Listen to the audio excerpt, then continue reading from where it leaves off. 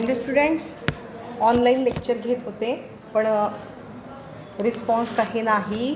फक्त 13-14 मुलं जॉईन झाली होती. तुमची आता एक्झाम आहे आणि म्हणून रिव्हिजनसाठी मी हा व्हिडिओ तुम्हाला पाठवत आहे. तुमच्याकडे सगळ्या नोट्स आहेत.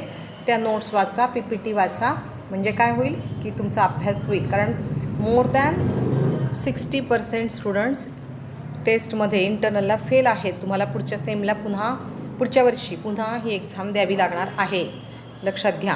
पुढच्या सेमलाच म्हणूया आपण. बरं, थोडंसं फास्ट घेते.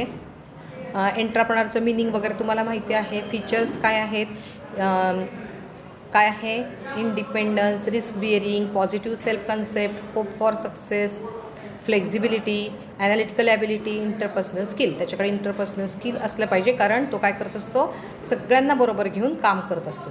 He should be innovator. नवनवीन आयडिया त्याच्याकडे असल्या पाहिजेत. नवीन शोध त्याला लावता आले पाहिजे. इनोव्हेशन स्किल त्याच्याकडे असलं पाहिजे.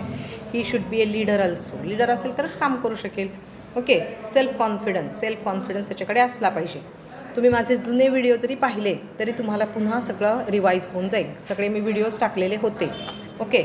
So functions of entrepreneurs are mainly there are 2 functions, that is primary function and entrepreneur functions. Primary फंक्शनमध्ये काय आहेत, planning, organisation, decision making, management आणि रिस्क बिअरिंग. हे सगळे आपले 12वीला 12th स्टँडर्डमध्ये आपण फंक्शन्स स्टडी केलेले आहेत. Then second part is entrepreneur function, that is idea generation, deciding objectives, raising of funds, procurement of funds, market research etcetera. Okay. हे लक्षात आले पाहिजे की प्रायमरी फंक्शन कोणते आहेत आणि एंट्राप्रेनर फंक्शन कोणते आहेत. ठीक आहे. ऑब्जेक्टिव्हच क्वेश्चन्स आहेत, MCQs आहेत तुमच्या एक्झामसाठी. ओके. नेक्स्ट पार्ट आहे टाईप्स ऑफ एंट्राप्रेनर्स. बिझनेस एंट्राप्रेनर्स म्हणजे काय आहे की ज्या इंडिव्हिज्युअलकडे or the individual who have an idea for a new product or service and then create a business. ज्याच्याकडे नवीन आयडिया आहेत, बरोबर, तो बिझनेस चालू करतो. प्रिंटिंग प्रेस आहे, टेक्स्टाईल प्रोसेसिंग हाऊस आहे, ॲडव्हर्टायझिंग एजन्सीज आहेत. हे सगळे काय झाले, बिझनेस एंट्राप्रेनर झाले. ओके. देन नेक्स्ट आहे ट्रेडिंग एंट्राप्रेनर. ट्रेडिंग मीन्स काय आहे, बाईंग अँड सेलिंग ॲक्टिव्हिटीज जो करतो, जो मॅन्युफॅक्चरिंग करत नाही, जो प्रोडक्शन करत नाही, that is known as trading entrepreneur. Then industrial entrepreneur means who is a product oriented. Manufacturer आहे, त्याला काय म्हणायचं, industrial entrepreneur. Then agricultural entrepreneur means काय आहे की ॲग्रिकल्चरल ॲक्टिव्हिटीसाठी जो काम करतो, means raising and meeting of crop fertilisers, बरोबर. Then mechanisation, irrigation, application of technologies for dry agriculture, ह्या ज्या ॲक्टिव्हिटीज करतो, that is known as agricultural entrepreneur. Then pure entrepreneur. Pure एंट्राप्रेनर थोडंसं टफ आहे. काय आहे, he is an individual who motivated by psychological and economic rewards. स्वतःच त्याला psychological म्हणजे मानसिकदृष्ट्या त्यांनी स्वतःच तयारी केली असते. मोटिवेशन स्वतःचंच असतं की मी काहीतरी बनवून दाखवणार आहे, मी काहीतरी करून दाखवणार आहे, बरोबर. आणि पर्सनल सॅटिस्फॅक्शनसाठी तो काय करत असतो, बिझनेस करत असतो. Then induced entrepreneur. गव्हर्नमेंटच्या काही पॉलिसीज असतात, ह्या पॉलिसी म्हणजे सबसिडी देत असतं गव्हर्नमेंट पुष्कळ वेळा, आणि मग या पॉलिसीज, या सबसिडीजचा फायदा घेण्यासाठी हा एंट्राप्रेनर काय करत असतो, बिझनेस करत असतो. त्याला काय म्हणायचं, इंड्युस्ड एंट्राप्रेनर. देन मोटिवेटेड काय आहे की सेल्फ फुलफिलमेंट, बरोबर. स्वतःची डिझायर असते, ही ॲम्बिशन असते, ही कंप्लीट करण्यासाठी जो बिझनेस स्वतः सुरू करतो त्याला काय म्हणायचं, मोटिवेटेड एंट्राप्रेनर. अर्बन रुरल तुम्हाला माहिती आहे, मेन विमेन पण तुम्हाला माहिती आहे. आपल्याला 4 चॅप्टर कव्हर करायचे, थोडंसं मी फास्ट घेणार आहे. आता what are the different qualities which entrepreneur to have. त्याच्याकडे कुठल्या क्वालिटीज असल्या पाहिजे. फर्स्ट आहे क्रिएटिव्हिटी, इनोव्हेशन, डायनॅमिझम, लिडरशिप असली पाहिजे, टीम बिल्डिंग असली पाहिजे, कारण तो टीममध्ये काम करतो. प्रॉब्लेम सॉल्व्हिंग त्याच्याकडे असलं पाहिजे, कमिटमेंट असली पाहिजे, बरोबर आहे की नाही. म्हणजे काय आहे की या सगळ्या क्वालिटीज त्याच्याकडे असल्या पाहिजे, तरच काय होऊ शकतो, तो एंट्राप्रेनर होऊ शकतो. ठीक आहे. नंतर आहे डिफरन्स बिटवीन एंट्राप्रेनर अँड एंट्राप्रेनरशिप. तो पण तुमच्याकडे आहे. तुम्हाला नोट्स रेडीमेड सगळ्या दिलेल्या आहेत. त्या नोट्स तुम्ही काय करायच्या आहेत, वाचायच्या आहेत. तर म्हणजे काय होईल की तुम्हाला थोडंसं लक्षात येईल. ओके. आता नेक्स्ट पार्ट आहे नीड अँड इम्पॉर्टन्स ऑफ एंट्राप्रेनरशिप. काय आहे नीड अँड इम्पॉर्टन्स, का गरज आहे एंटरप्रेनरची. तर याच्यामध्ये आहे की फॉर एम्प्लॉयमेंट जनरेशन, तो स्वतःला तर बिझी ठेवतो, बरोबर. सेल्फ एम्प्लॉयमेंट तर त्याची असतेच, पण तो इतरांना पण काय करत असतो की एम्प्लॉयमेंट प्रोव्हाइड करत असतो. Then national income. आता नॅशनल इन्कम मीन्स काय. National income include the goods and services produced in the country. आपल्या देशामध्ये जे काही गुड्स आणि सर्व्हिसेस प्रोव्हाइड केल्या जातात त्याला काय म्हणायचं, national income. Okay. Then balanced regional development. तुम्हाला हा टॉपिकच आपण घेतलेला आहे, बॅलन्स्ड रिजनल डेव्हलपमेंट. समतोल सगळ्या भौगोलिक प्रदेशांचा विकास झाला पाहिजे, डेव्हलपमेंट, बरोबर. कारण काय आहे, ज्या ठिकाणी इंडस्ट्री येतात त्या ठिकाणी बाकी सगळ्या इन्फ्रास्ट्रक्चर फॅसिलिटी प्रोव्हाइड केल्या जातात. ट्रान्सपोर्टेशन असतं, रोड असतात, कम्युनिकेशन सिस्टीम असते, पॉवर असते, इरिगेशन असते, बरोबर. आणि मग यासाठी एंटरप्रेनरशिप काय आहे, इसेन्शियल आहे. Better standard of living. Then creating innovation, बरोबर. यासाठी या सगळ्या गोष्टींसाठी एंटरप्रेनरशिप आपल्याला अत्यंत गरजेची आहे आणि त्याचं म्हणून इम्पॉर्टन्स आहे. आता नेक्स्ट पार्ट आहे अनएम्प्लॉयमेंट. अनएम्प्लॉयमेंटचं डेफिनेशन काय आहे, state of worklessness for a person fit and willing to work. त्याची स्वतःची काय आहे की काम करण्याची इच्छा आहे, ताकद आहे, तरीसुद्धा त्याला काम मिळत नाही. लक्षात येते, त्याला अनएम्प्लॉयमेंट म्हणतात. ओके. मग आता अनएम्प्लॉयमेंटचे प्रकार आहेत. रुरल अनएम्प्लॉयमेंट तुम्हाला सांगते, बरोबर, रुरल एरियामधली. आता डिस्गस्ट मीन्स काय आहे की those workers who are visibly occupied in some work but contribute nothing. काम करताना दिसत आहेत पण त्यांचं आउटपुट मात्र काही आपल्याला लक्षात येत नाही, काही सांगता येत नाही. अशावेळी बहुधा शेतीमध्ये बघा, ॲग्रिकल्चरमध्ये काय असतं की 2 जणांचंच काम असतं, 5-6 जण घरातले सगळे काम करत असतात. त्या ठिकाणी जी अनएम्प्लॉयमेंट असते त्याला काय म्हणायचं, disguised unemployment. Then educated unemployment. तुमच्यासारखे शिकलेले लोक असतात आणि नोकरी मिळत नाही, त्याला काय म्हणायचं, educated unemployment. Then seasonal.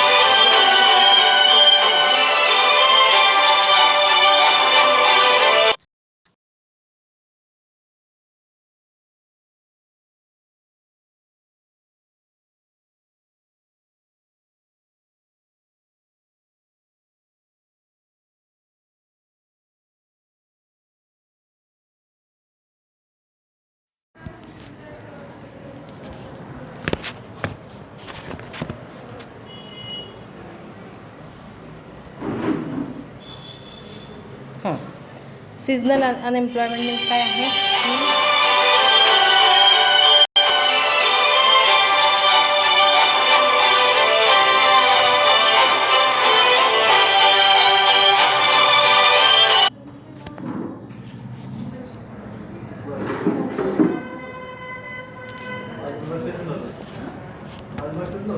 Seasonal unemployment means काय आहे की this unemployment related to agriculture, बरोबर आहे. 60% ॲग्रिकल्चर डिपेंड्स ऑन मान्सून. आणि म्हणजे काय असतं की शेतीमध्ये 4 ते 6 महिनेच काम असतं, बाकीचे दिवस काय असतात की अनएम्प्लॉईड राहतात. Then cyclical unemployment, trade cycle, boom and recession. याच्यामुळं जी काही अनएम्प्लॉयमेंट क्रिएट होते त्याला काय म्हणायचं, cyclical unemployment. But what are the reasons for unemployment in India. काय कारण आहेत बरं. फर्स्ट आहे पॉवर्टी, दारिद्र्य, बरोबर. देन नेक्स्ट आहे पॉप्युलेशन ग्रोथ. लोकसंख्या किती स्पीडनी वाढते तुम्हाला माहिती आहे आणि त्याच्यामुळं काय होतं की इकॉनॉमिक डेव्हलपमेंट आपली स्लो होते आणि त्याच्यामुळे अनएम्प्लॉयमेंट क्रिएट होते. The scarcity of job.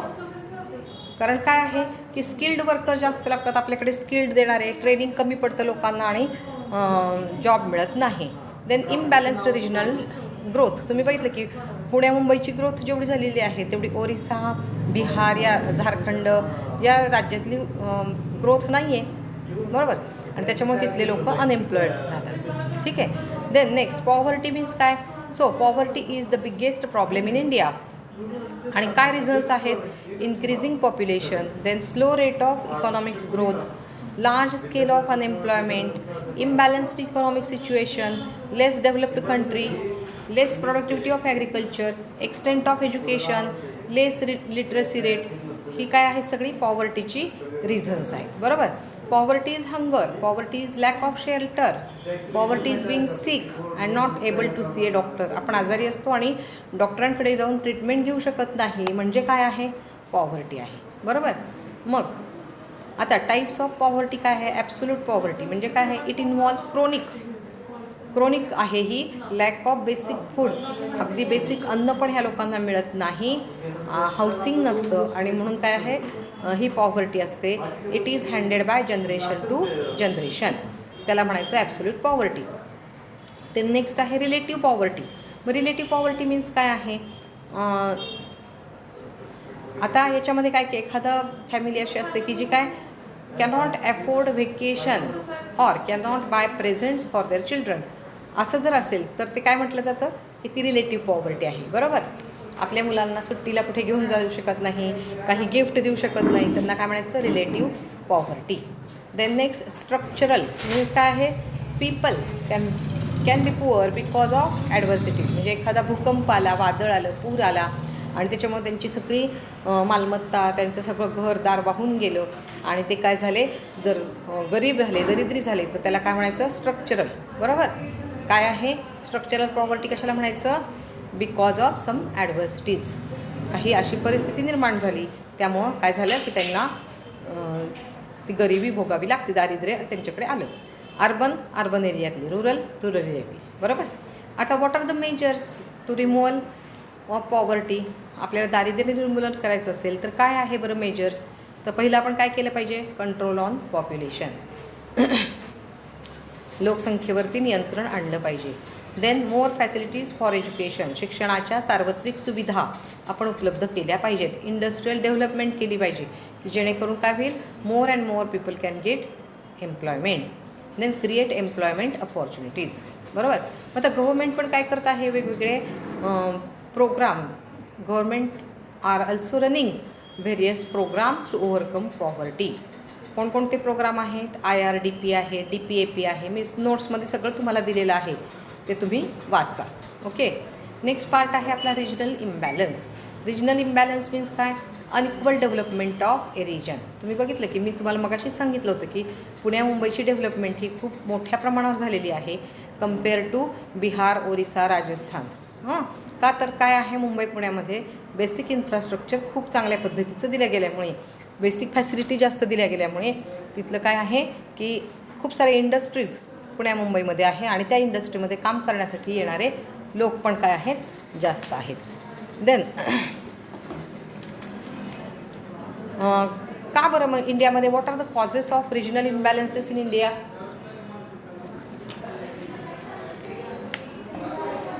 तर फर्स्ट आहे हिस्टॉरिकल फॅक्टर्स.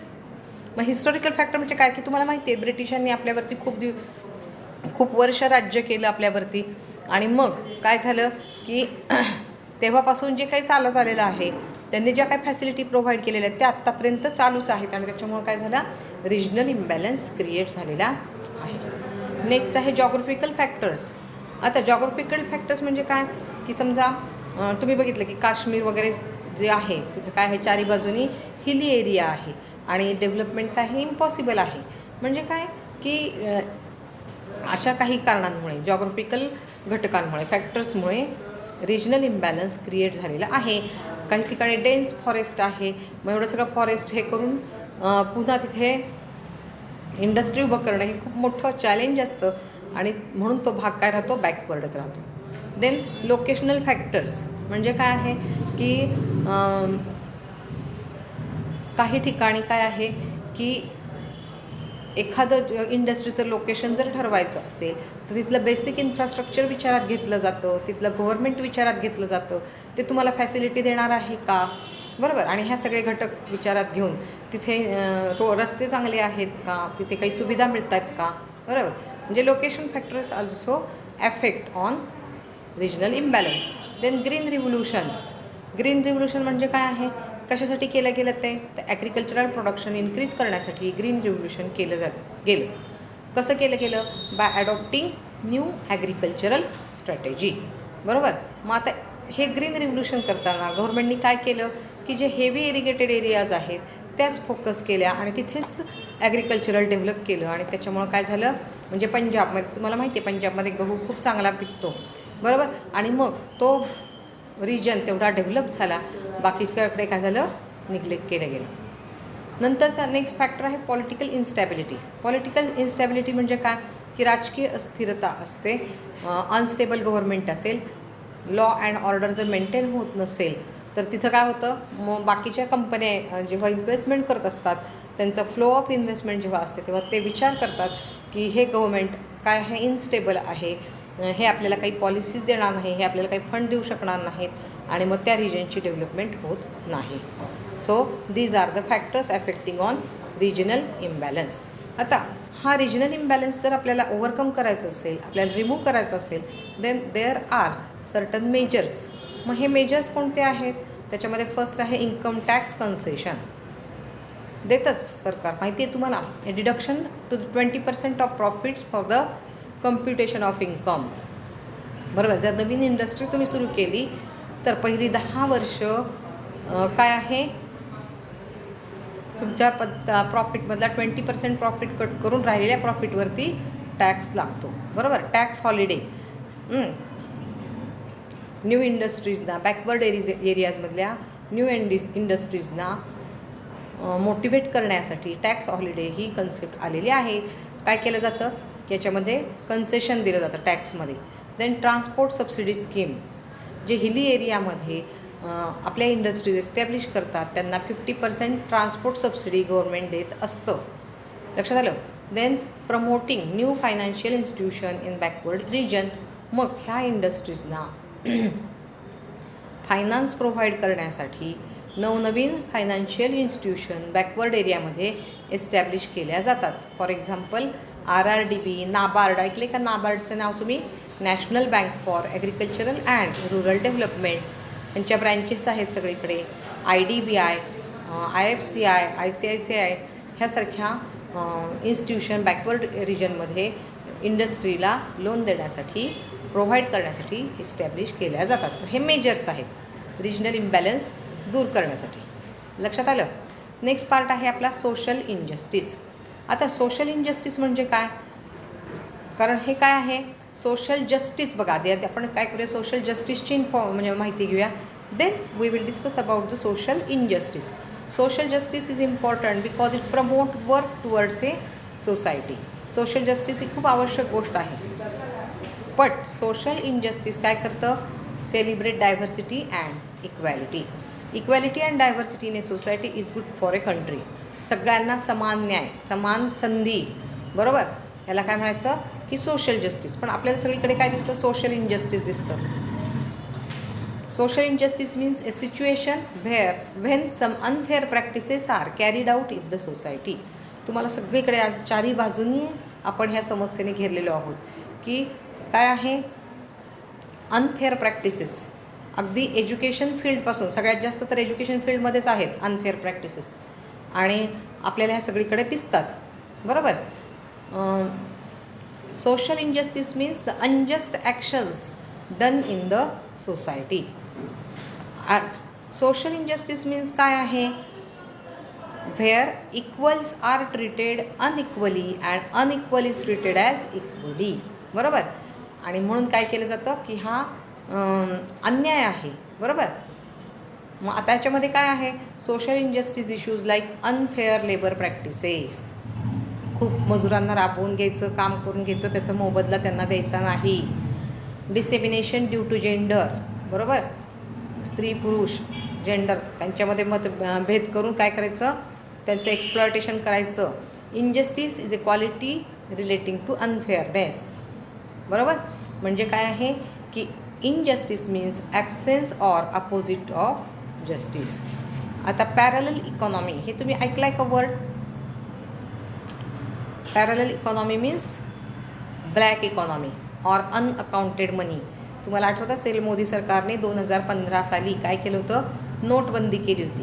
कशासाठी केली होती, to avoid parallel economy. Parallel economy काय आहे, आपल्या इकॉनॉमीसाठी बॅड आहे, लक्षात ठेवा. काळा पैसा, अनअकाउंटेड मनी, ज्याच्यावरती कसल्याही प्रकारचा टॅक्स भरला जात नाही. ब्लॅक मनी म्हणजे काय, black money is the money generated by secret activities These activities are not reported to authorities. This money is also not accounted. हा पैसा मोजल्या जात नाही, म्हणजे त्याच्यावरती टॅक्स भरल्या जात नाही. So black money is a big evil. आणि ते आपल्या इकॉनॉमीसाठी काय आहे, खूप बॅड आहे. आणि त्यासाठीच आपल्या मोदी सरकारने काय केलं होतं की ह्या नोटा चलनातनं काढून टाकलेल्या होत्या.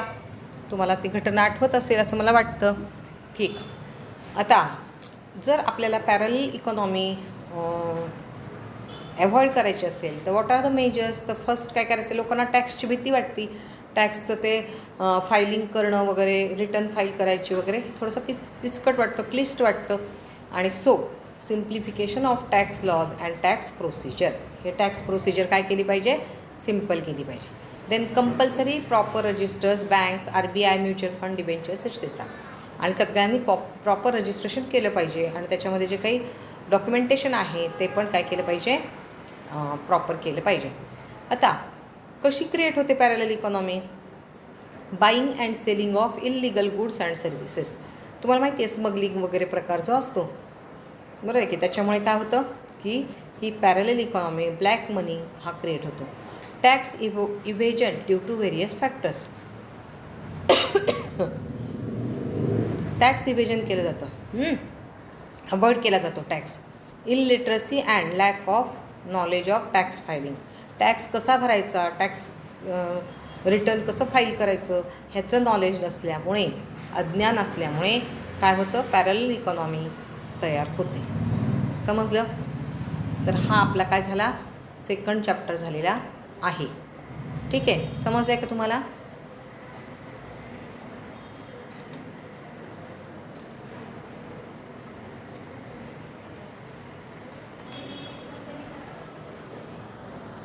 एक मिनिट, किती मिनिटाचा व्हिडिओ झाला हे मला बघू दे, लोड व्हायला.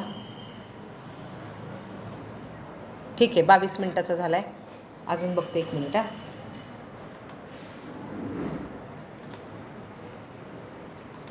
थर्ड चॅप्टर काय आहे आपला, फॅक्टर्स अफेक्टिंग एंटरप्रेन्योरशिप डेव्हलपमेंट. बरोबर. कोणते फॅक्टर्स असतात, internal factors and external factors. बरोबर. इंटरनल फॅक्टर्स मीन्स काय, within a company, within a organization, त्याला इंटरनल फॅक्टर्स म्हणतात. आणि external means outside from the organization, त्याला काय म्हणायचं, ऑर्गनायझेशनच्या बाहेरचे असतील फॅक्टर्स तर ते काय आहेत, एक्सटर्नल फॅक्टर्स. तर इंडिव्हिज्युअल फॅक्टर्समध्ये कोणते कोणते येतात, individual personality, then personal motivation, ambition, education, family background, friend circle, independent thinking, self reliance and confidence, professional experience, सगळं सांगितलेलं आहे. तुम्ही व्हिडिओ बघा मागचे. Success stories, compulsions, other personality factors.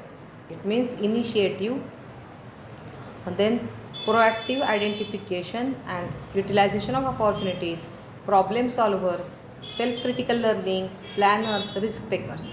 हे सगळे काय झाले, internal factors affecting on entrepreneurship development. Then external फॅक्टरमध्ये काय येतात, सोशल फॅक्टर. मग आता सोशल फॅक्टरमध्ये अगेन काय आहे की social factor means the social setting in which people grow, shape their basic beliefs, values and norms. बरोबर. की ज्या समाजामध्ये आपण राहतो त्या समाजाचे काही नॉर्म्स असतात, रूल्स असतात, रेग्युलेशन्स असतात. And all these rules and regulations affecting on entrepreneurship development. याच्यामध्ये परत काय आहे, social norms, role model, social pressure, respect and status and security. Okay. Then another factor is economic factors. Economic factor means factors related with money. मग त्याच्यामध्ये capital, labour, raw material, market, infrastructure हे सगळे येतात. Political factors मध्ये काय येतात, industrial policies, monetary policies, fiscal policies, import export policy, legal environment and cultural factors. Then cultural factors means cultural orientation, cultural values, cultural heritage. समजलं. हे काय झाले आपले factors affecting on entrepreneurship development. Okay. बरं.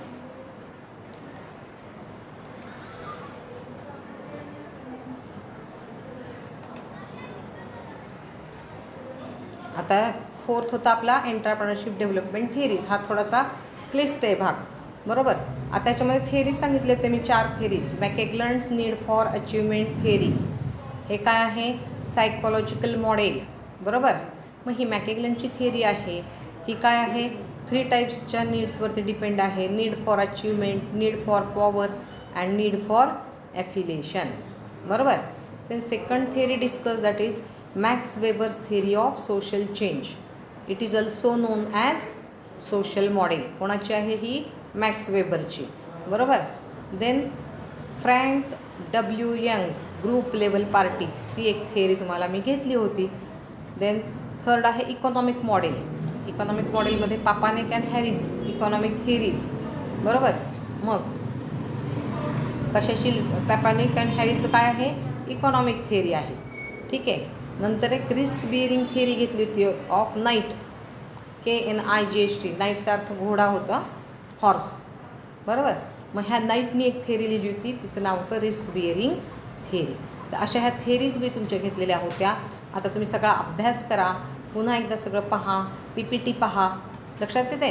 आणि मग काय होईल की तुम्हाला एक्झाम देणं सोपं होईल. ओके, आपण थांबूयात. All the best, bye bye.